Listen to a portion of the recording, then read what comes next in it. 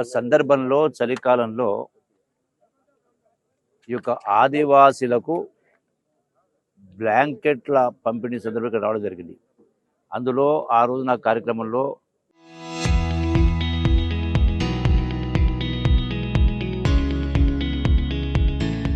MLA ఎడమ బొజ్జు గారు, అట్లాగే కలెక్టర్ గారు, ఎస్పీ గారు, అట్లాగే ఐటీడీఏ పిఓ గారు అందరూ వచ్చి అందులో పాల్గొన్న సందర్భంలో వాళ్ళు చూసిన తర్వాత సుమారుగా 1800 మంది ఉంటారు. వాళ్ళ పరిస్థితి చూసిన తర్వాత నాకు అనుమానం వచ్చింది.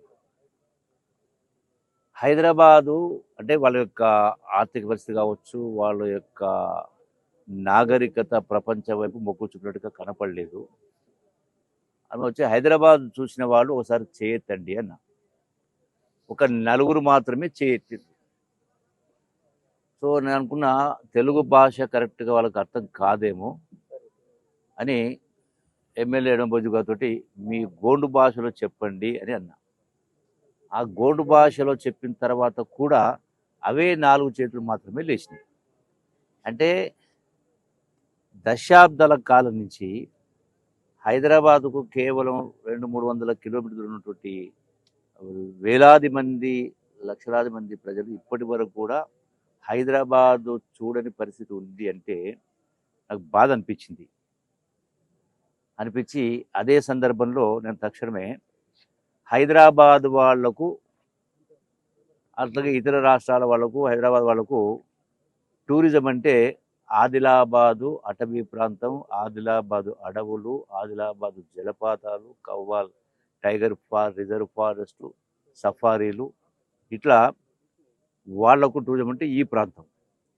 కానీ ఆదివాసీలకు, ఆదిలాబాద్ జిల్లా ఆదివాసీలకు, గోండులకు, ఇతర ట్రైబల్స్కు టూరిజం అంటే హైదరాబాద్ అని చెప్పి మిమ్మల్ని అందరినీ హైదరాబాదు టూరిజం మంత్రిగా, కల్చరల్ మంత్రిగా మిమ్మల్ని టూరిజం తీసుకెళ్తే, మిమ్మల్ని హైదరాబాద్ తీసుకెళ్తా చెప్పని చెప్పడం జరిగింది ఆ రోజున. అందులో భాగంగానే ఈ రోజున మా టూరిజం డిపార్ట్మెంటు టూరిస్ట్ బస్సులను పెట్టి ఇప్పుడు ఈ రోజున మొదటి విడతగా ఒక 250 మందిని 6 బస్సులు పెట్టి 250 మంది హైదరాబాద్ తీసుకెళ్ళి హైదరాబాదులో ఉన్నటువంటి చూడదగ్గ ప్రాంతాలు, చార్మినార్ కావచ్చు, గోల్కొండ కావచ్చు, సాలార్జంగ్ మ్యూజియం కావచ్చు, ఇట్లా ఎయిర్పోర్ట్ కావచ్చు. ఆ సందర్భంలో వాళ్ళు మాట్లాడినప్పుడు అలా ఒకరుండి ఆ రోజున గతంలో నేను వచ్చినప్పుడు మాకు ఎయిర్పోర్ట్ అంటే తెలియదు, ఇప్పుడు ఒకసారి ఎయిర్పోర్ట్ చూపించారు అన్నారు. సో అంటే చారిత్రక కట్టడాలు, గొప్ప గొప్ప సాంస్కృతిక అంటే ఒక ప్రాంతాలు, సో వీటన్నిటినీ వీళ్ళని తీసుకెళ్ళి చూపించడం ద్వారా ఇప్పటికి కూడా వాళ్ళు గొప్ప చదువులు చదువుకున్న పరిస్థితి కనపడలేను. అంటే నాగరిక ప్రపంచానికి ఇప్పటికి కూడా దూరంగా ఉన్నట్టుగా కనపడ్డ సందర్భంలో వీళ్లకు ఈ యొక్క హైదరాబాదు ప్రాంతాన్ని, అభివృద్ధి ప్రాంతాన్ని చూపించడం ద్వారా వాళ్ళ లోపల కూడా మా పిల్లలు కూడా గొప్పవాళ్ళు కావాలి, ఇటువంటి ప్రాంతాల్లో వాళ్ళు కూడా తలెత్తుకొని బతకాలి, వాళ్ళు కూడా విద్యాబుద్ధులు చెప్పించాలి, ఒక ఈ యొక్క సంస్కృతి మన యొక్క గొప్ప ప్రాంతాల పెట్టినో అంటే మాకు కూడా అటువంటి పరిస్థితి రావాలనేటు ఒక ఆలోచన కలిగించడం కోసం. అట్లాగే టూరిజం అంటే విదేశాల నుంచి రప్పించడమే కాదు, దేశం నుంచి రప్పించడమే కాదు, మన రాష్ట్రంలోనే 3,50,00,000 మంది సుమారుగా ప్రజలు ఉన్నారు.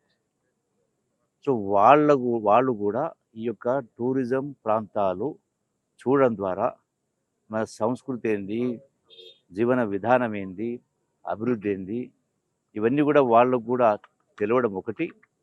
దాంతోపాటుగా వివిధ ప్రాంతాలు, ఎందుకంటే మనకి గొప్ప గొప్ప అంటే ఏ సాంకేతిక పరిజ్ఞానం లేనటువంటి వందలాది సంవత్సరాల క్రితం, వేలాది సంవత్సరాల క్రితం నిర్మాణమైనటువంటి గొప్ప గొప్ప కట్టడాలు మనం నిర్మాణం చేయలేము.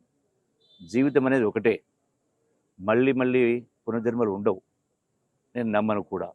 అంటే ఉన్న జీవితంలో కనీసం మనం అతి పురాతనమైనటువంటి ఇంత గొప్ప గొప్ప కట్టడాలు ఉన్నప్పుడు కనీసం చూసి తరించాలా, విని తరించాలి. కాబట్టి తద్వారా మనం సో అందుకోసమే ఈ టూరిజం ప్రమోట్ చేయడం, అట్లాగే కల్చర్ ద్వారా కూడా తెలియజెప్పడం ద్వారా, దాని ద్వారా వాళ్ళ యొక్క జీవన విధానంలో, వాళ్ళ యొక్క ఆర్థిక పరిస్థితుల్లో మార్పు రావడానికి ఇది దోహదపడుతుందనే ఉద్దేశంతో, ఉపయోగపడే ఉద్దేశంతో ఈ యొక్క ఆదివాసులకు మరి ఇప్పటి వరకు కూడా ఇన్ని సంవత్సరాలను కూడా వాళ్ళకి అది ఇప్పటివరకు చూడలేని పరిస్థితి ఉంది అంటే వాళ్ళ బీదరికం కావచ్చు, పేదరికం కావచ్చు. అందుకనే ఈ ఆదివాసులను ఈ యొక్క టూరిజం డిపార్ట్మెంట్ ద్వారా, కల్చర్ డిపార్ట్మెంట్ ద్వారా ఈ కార్యక్రమం చేస్తా ఉన్నాం. దీని ద్వారా ఇతరులు కూడా ప్రేరణ చెంది ఇలా రాష్ట్రంలో ఉన్నటువంటి ప్రతి ఒక్కరు, అంటే ఎక్కడ ఏ ప్రాంతాలు ఉన్నా కూడా ఈ టూరిజం వైపు మళ్లించడం ద్వారా 3,50,00,000 మంది మన రాష్ట్రంలో. సో తద్వారా టూరిజం ప్రమోట్ చేయడం ద్వారా అట్లాగే నిరుద్యోగ యువతీ యువకులకు ఉద్యోగ ఉపాధి అవకాశం దొరుకుతాయి. రాష్ట్ర ఆదాయం కూడా గణనీయంగా పెరిగే అవకాశం ఉంటుంది. కాబట్టి అంటే అన్ని రకాల కూడా ఉపయోగపడే కార్యక్రమాలు. కాబట్టి ఈ రోజున ఈ యొక్క ఆదివాసులను, గోండ్లను ఈ యొక్క నాగరిక ప్రపంచం వైపు వాళ్ళని మళ్లించడం కోసం, వాళ్ళకు తెలియజెప్పడం కోసం, తద్వారా వాళ్ళ యొక్క ఆలోచనలో ప్రభావితం చేయడం కోసం ఈ కార్యక్రమం చేస్తాను. దీని ద్వారా మిగతా వాళ్ళు కూడా, అంటే ఇది ప్రారంభం మాత్రమే. ఇంకా వరుసగా ఆ రోజు నేను చెప్పినటువంటిది 1800 మంది ఉన్నారు. మీ 1800 మందికి తీసుకెళ్ళి చూపిస్తాను. ఇది మొదటి విడత. సో దీన్ని కంటిన్యూ చేసే కార్యక్రమం చేస్తాం.